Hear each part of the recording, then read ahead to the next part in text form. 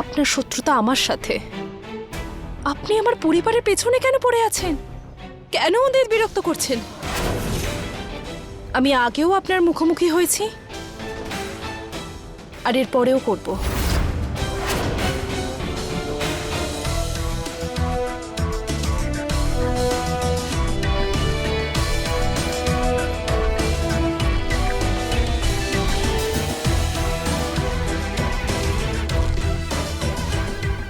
Tick tick tick tick.